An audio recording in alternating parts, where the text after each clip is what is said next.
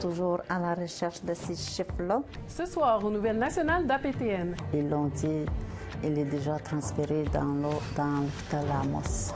Ils l'ont revu. Des membres des communautés Atikamekw tentent de retrouver des enfants disparus. Les dernières nouvelles du projet de construction d'oléoduc en territoire Wet'suwet'en en Colombie-Britannique. Le Joe québécois ne comprend pas ça. Lui, tout ce qu'il comprend, c'est qu'il faut qu'il nourrisse sa famille. Il faut qu'il paye son hypothèque, son auto. Il y a ça. Alors, il n'y a pas grand place dans sa vie pour aller apprendre sur les Autochtones, puis ses lois, puis ainsi de suite. Mais ses représentants, par exemple, vont pouvoir aller les enseigner dans le futur. Et en entrevue, le grand chef du conseil Mohawk de Kanesatake, Serge Simon.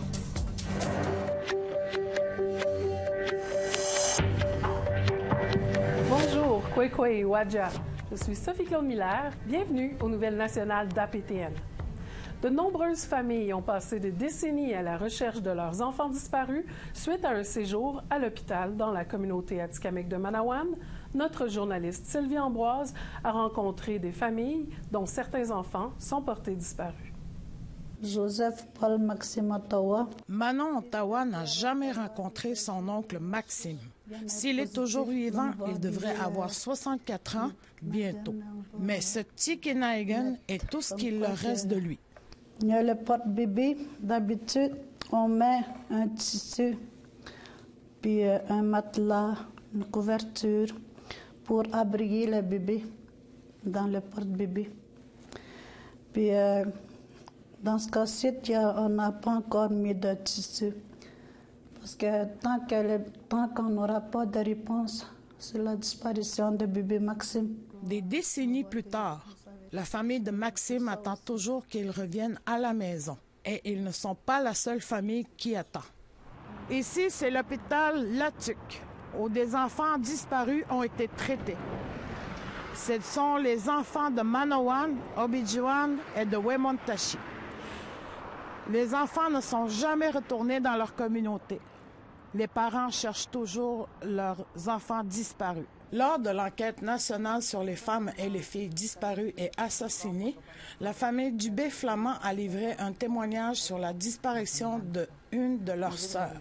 Violetta, née le 13 juillet 1956, fut déclarée décédée peu de temps après, dans des circonstances nébuleuses. La famille pense que l'une de leurs sœurs a été enlevée. Ils ont la ferme conviction que leur sœur est toujours en vie et elles sont même parties à sa recherche. À 600 km de la communauté de Manawan, Delima Flamand, la mère avait été admise dans un sanatorium pour un traitement contre la tuberculose.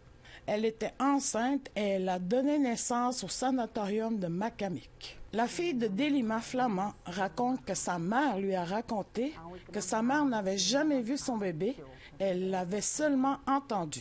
Quelques heures après, j'ai dit à ton père, va voir notre petite fille.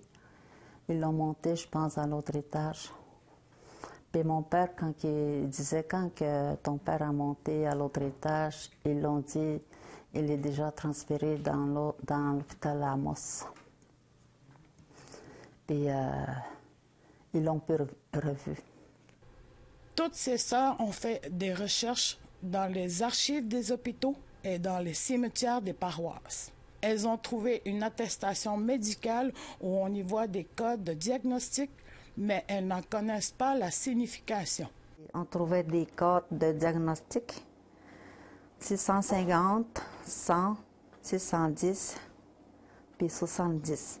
On est toujours à la recherche de ces chiffres-là, comme diagnostic final que c'est marqué. Malgré le fait qu'il ait des difficultés à savoir ce que signifient les documents, la famille Dubé-Flamand a tout de même été en mesure de les obtenir. Il n'en est pas de même pour les autres familles qui débutent leurs recherches. Au Québec, le projet de loi 31 a pour objectif de simplifier l'accès aux renseignements des enfants autochtones manquants. La loi vise des enfants admis dans des hôpitaux et dans les services sociaux entre 1950 et 1989. S'il y a des cas qui sont antérieurs à 1950, il y a des cas. Il y a des aînés de la communauté d'Obidjiwan qui ont mentionné des cas qui remontent dans les années 40. Pierre-Paul Nicoué a fait partie des familles qui ont perdu des membres de leur famille. Ces familles ont tenu un rassemblement au début de 2018, le Forum Atikamekw sur les enlèvements d'enfants. Un autre rassemblement est prévu à la fin du mois de janvier 2020. On va aller chercher des certitudes, est-ce qu'il y aurait eu enlèvement? Aussi, vraiment, il y a eu des décès. Puis s'il y a eu des décès, où ont été inhumés nos frères et nos sœurs? Ça encore, il n'y a pas de certitude. Certaines familles ont fait des dépositions auprès de la police pour signaler les disparitions et ainsi déclencher un processus d'enquête. Dans le forum de 2018, ces familles ont exprimé des besoins. Les familles souhaitent que des avocats les accompagnent. Ils réclament de l'aide psychologique et ils veulent qu'une banque d'ADN soit créée. La famille Ottawa a très peu d'informations pour tenter de retrouver Maxime. Ils savent que bébé Maxime avait été envoyé par avion pour un traitement médical à l'hôpital de Latuc en juillet 1954. Il y avait un problème de peau au visage et il n'est jamais retourné dans sa communauté. C'était dans le mois de juillet. Bébé Maxime était dans son porte-bébé. Puis ma grand-mère l'a abrité, puis a mis une couverture pour aller dans l'avion. Puis ils l'ont mis de même, le bébé dans l'avion, puis ils sont partis avec. Récemment, la famille Ottawa a pensé avoir retrouvé Maxime, mais le test de l'ADN s'est avéré négatif. Au sein de la nation Atikamekw, il y a 32 familles qui comptent 47 enfants portés disparus ou décédés et des familles s'ajoutent à ce nombre encore aujourd'hui. Sylvie Ambroise, Nouvelle nationale d'APTN, Manawan. Les tensions ont été élevées dans la Première Nation Mi'kmaq de Listigouche, récemment en raison de la descente policière dans un magasin de cannabis de la collectivité. Calvin Barnaby, propriétaire d'un des commerces ayant fait l'objet d'une descente, a filmé en direct la police qui entrait dans son magasin. La Sûreté du Québec a déclaré qu'elle a aidé la police à arrêter 4 personnes. La police de Listigouche n'a pas répondu aux questions d'APTN. Après une rencontre communautaire d'urgence, le Conseil de Listigouche a mentionné dans un communiqué de presse que les détaillants auront droit à des permis temporaires jusqu'à la mise en œuvre de la réglementation régissant la vente de cannabis. Un des magasins qui a fait l'objet d'une descente appartient à Alex Morrison. Il a été accusé de possession et de trafic. Environ 8 000 $ de produits ont été saisis. Maintenant, il travaille avec le chef et le conseil en vue de mettre en place une réglementation pour l'industrie. Que pensez-vous des enfants atikamekw disparus et que pensez-vous des saisies de cannabis à Listigouche? Vos commentaires, suggestions, questions et invitations sont toujours les bienvenus. Nous vous invitons aussi à nous suivre sur les réseaux sociaux pour ne rien manquer. Pour nous joindre par courriel, l'adresse est le info, nouvelles au pluriel, @aptn.ca. Retrouvez-nous sur Facebook au @nouvelles au pluriel aptn en un mot et sur Twitter @nouvelles au pluriel aptn. Une cour d'appel québécoise s'est prononcée contre une société minière qui extrait de l'uranium. Une grande victoire selon le gouvernement de la Nation Crie. Mardi, la cour d'appel s'est prononcée contre Ressources Strateco Incorporée qui avait fait la requête pour construire une mine d'uranium sur le territoire Crie. En 2013, la société s'était vue refuser la permission de construire cette mine, partiellement en raison du manque de soutien de la Nation Crie de Mistassini. L'extraction d'uranium pourrait présenter un risque au bassin versant de la région. Bill Namagoose, du gouvernement de la Nation Crie, a déclaré que la décision rendue envoie un message clair aux sociétés minières. The fact that we were able to overturn their project, I think those mining companies now will go home. I hope they go home. The Crees will not allow uranium mining in their territory. And they know that we were able to in fact, kill their project like we did with Stratico. So it's a lesson for other mining companies to not to tangle with the Crees. C'est déjà l'heure de la première pause de votre bulletin de Nouvelles nationales. Au plaisir de vous retrouver dans quelques minutes.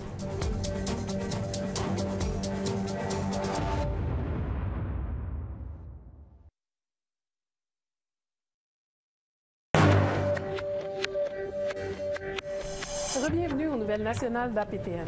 Cette semaine, il y a eu de nouveaux développements au territoire Wet'suwet'en, en Colombie-Britannique. Rappelons que les chefs héréditaires s'opposent à la construction d'un oléoduc, contrairement aux conseils de bande locaux. Voici les derniers développements. Les activistes contre le projet d'oléoduc ont commencé à construire un nouveau camp au kilomètre 27 pour garder un œil sur la GRC. Un porte-parole du camp a déclaré que la zone d'exclusion imposée par la police rend difficile l'accès des supporters au camp. Par ailleurs, le petit camp de soutien situé juste après la zone d'exclusion continue d'opérer. La GRC décrit le barrage routier comme un point de contrôle. Et 39 km plus loin sur la route est également installé un petit camp pour surveiller les activités de la GRC et recevoir les dons pour les camps principaux. Nous avons vu la dévastation causée par les feux de brousse australiens. Des animaux tués, des terres ravagées, des maisons entièrement détruites. Un couple, cependant, doit faire face à la destruction de sa ferme, un lieu de rassemblement utilisé par des peuples autochtones d'Australie depuis des millénaires. Voici un reportage de Lindsay Richardson.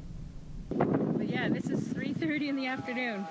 Les vidéos défient toute explication. Mais en Australie, c'est la réalité. We've been smelling bush smoke every day. Like, every day since November. I was just saying to my mom, I'm like, I almost forget what fresh air smells like. Some days it's really thick and strong, and other days it's just a mild scent of it, but it's always there.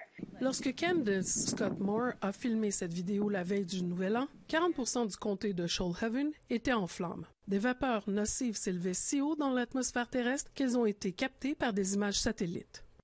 Le 1er janvier, les prévisions annonçaient qu'un fort vent du sud s'approchait constamment. Son mari, Richard, savait que la situation était mauvaise. Once these winds pick up, there is no way you can stop this fire. You could see the smoke coming over the mountain. I gave it about a week before it was going to hit our farm. À la maison, ils se sont préparés en enfilant des masques à gaz et en arrosant la propriété d'eau pour éteindre les braises qui tombaient. Mais les flammes étaient féroces alors que le feu s'approchait de la propriété familiale de 4,5 km² du couple. And even at night, if you're standing outside at night, you can just see the orange glow on the mountaintops in the distance. À une époque plus heureuse, la ferme Illiru abritait un écosystème florissant. C'est l'endroit où les ancêtres de Richard de la nation Yuin de l'Australie ont chassé, cueilli et célébré des cérémonies. Là où Richard transmet aujourd'hui des leçons sur la culture et la danse autochtone. That land has taught me a lot. It was one of my greatest teachers. Quant à Candace, Ojibwe de la Première Nation de Kettle et Stony Point en Ontario, la ferme lui a enseigné des leçons sur la terre en Australie. And now I can identify tracks. I can identify the animals that are there, the different bird species, even when it comes to plants, trees, some of the bush medicines that Richard has taught me. La propriété est gravée dans les souvenirs du couple comme le lieu d'une demande en mariage surprise. Trouver les mots alors avait été facile. Mais Richard a encore du mal à décrire la dévastation dans la zone d'exclusion carbonisée qui faisait jadis la fierté et la joie de sa nation. This is the first time I've experienced something so bad, so out of control. It was a shock to me. From a green, lush bush and forest to just blackness, just burnt trees. Not a leaf left on the trees. On our tractors, the tires, literally, there are no tires. They melted off completely. The alloy rims on our trucks have melted, and you can. They run like water on the ground. That's how hot it was. La première semaine de 2020, près de 90% du comté avait brûlé. Toutefois, la deuxième semaine, l'accent est passé sur la reconstruction. This used to be a house right here. Les Scott Moore ont lancé une page GoFundMe visant à amasser 250 000 $ pour commencer le nettoyage. la restauration nécessitera des millions de dollars. Money means nothing. It's all about looking after each other. So things will continue. Avec le soutien de leur famille, ils croient fermement que la ferme prospérera de nouveau et qu'elle rouvrira ses portes aux jeunes qui s'intéressent à la culture autochtone. En attendant plus de pluie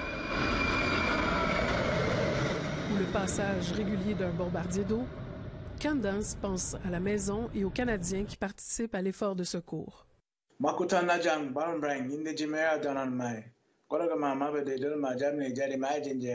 Ceux que Richard remercie et à qui il souhaite maintenant la bienvenue dans sa langue. Through the Mother, thank you for our law and culture and respect. May the four grandfathers from the four wind directions look over all of you and protect you, and thank you for your protection. There's a lot of healing.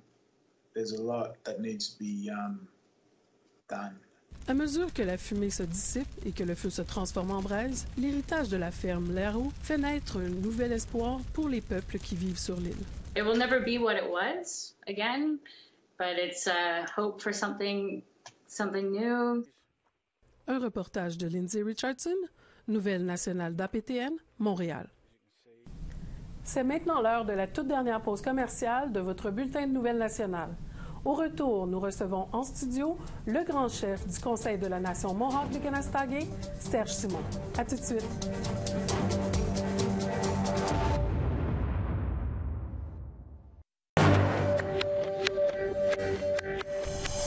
Bienvenue aux Nouvelles nationales d'APTN. Comme je vous l'ai mentionné avant la pause commerciale, nous recevons aujourd'hui en studio le grand chef du Conseil Mohawk de Kanesatake, Serge Simon. Oui, bonjour. Merci beaucoup d'avoir accepté l'invitation. Donc, il y a plusieurs défis qui attendent la Nation Mohawk de Kanesatake en 2020. Il y a plusieurs événements marquants qui ont marqué l'actualité en 2019, dont le développement économique aux frontières de Oka, aux limites de Kanesatake. Qu'est-ce qu'il y en est de cette situation-là, chef Simon?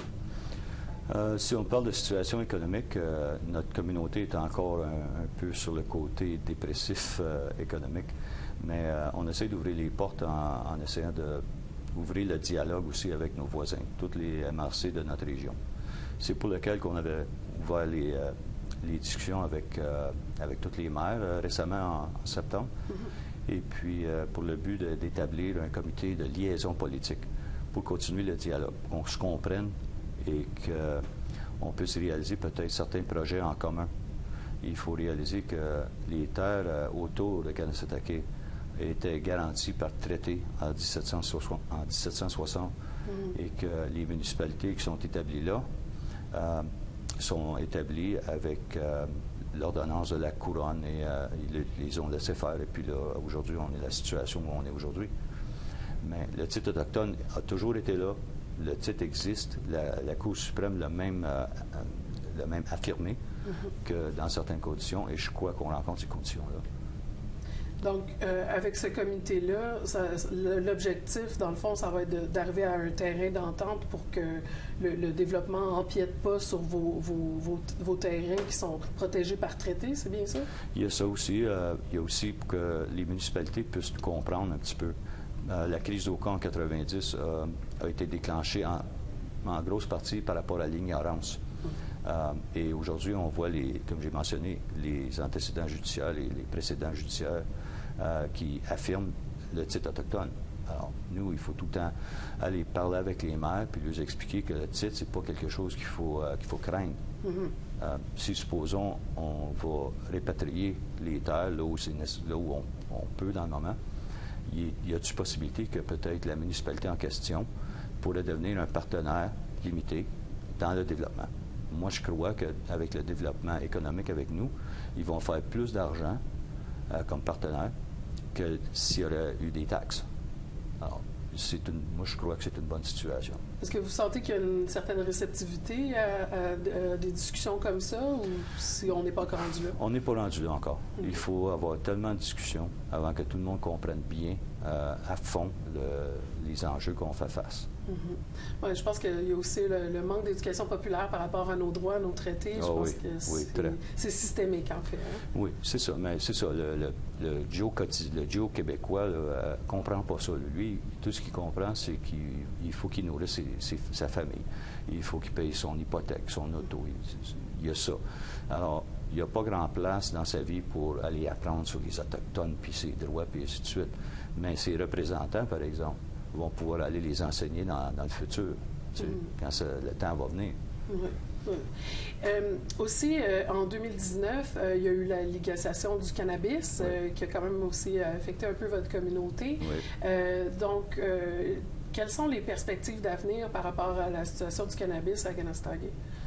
Là, c'est une consultation profonde qu'il va falloir qu'on ait avec notre communauté sur les bénéfices, sur les problématiques et voir qu'est-ce que la communauté veut faire. Est-ce qu'ils veulent qu'on continue avec on fasse la réglementation, mais encore, on n'a pas les outils de gouvernance nécessaires pour réglementer adéquatement, comme avoir un service de sécurité, un service policier. Là, on se fie entièrement sur la Sûreté du Québec, mais souvent, la Sûreté du Québec ne peut pas desservir la communauté par rapport il y a des enjeux très politiques quand la Sûreté s'en mêle. Alors, la communauté n'est pas bien desservie. Alors, si on veut réglementer l'industrie du cannabis chez nous, c'est un des outils. On va avoir besoin des inspecteurs pour aller dans les shops de cannabis, pour vérifier, pour être sûr que le produit est bon, le produit n'est pas teinté avec un autre chimique. On a qui respecte vraiment ce qui est écrit sur l'emballage. C'est ça, exactement. Et aussi pour s'assurer que le crime organisé, le marché noir, ne soit pas le fournisseur principal. Et ça, puis si on veut avancer dans cette industrie-là, il faut qu'on fasse ça pour bâtir notre crédibilité. Parce que juste de réglementer soi-même, c'est pas une façon de faire. Oui, c'est ça. Puis vous, votre objectif, étant donné que vous êtes le chef de la nation, du Conseil de la nation Mohawk de Kanesatake, votre objectif, dans le fond, c'est de consulter tous les membres de la communauté, pas une portion, pas juste ceux qui sont impliqués avec le développement économique, qui font partie tant de la Maison Longue ou qui ne fassent pas partie de la Maison Longue. Ils peuvent exprimer leur voix, leurs opinions. Oui. Écoutez, on est une société libre. Et souvent, on oublie que la collectivité de notre communauté a le droit de se prononcer. Et il y a certains groupes chez nous qui ne veulent pas qu'on aille consulter parce qu'ils ont peur à leurs intérêts. C'est absolument normal. Mais on ne peut pas dire qu'on est un peuple libre si on n'est pas capable d'assermenter nos propres lois nous-mêmes. Il faut qu'on fasse des états, il faut qu'on fasse des démarches pour que tout le monde soit entendu. Ou qu'il y ait au moins la chance de se faire entendre. Donc, dans le fond, en gros, là, si on peut résumer, il nous reste très peu de temps, mais ça va être vraiment la clé, ça va être tant la communication avec les membres de la communauté, tous les membres inclus, et la communication et l'éducation populaire avec les municipalités et leurs représentants autour de Kanesatake, c'est bien ça? Oui. Serge Simon, merci beaucoup d'avoir accepté notre invitation. C'est toujours un plaisir. Plaisir. Merci. C'est ce qui conclut votre bulletin de nouvelles nationales d'APTN. Au nom de toute l'équipe et en mon nom, merci beaucoup d'avoir été des nôtres encore cette semaine. Je suis Sophie-Claude Miller. Au plaisir de vous retrouver. Wadja, Matashi, Yamé, au revoir.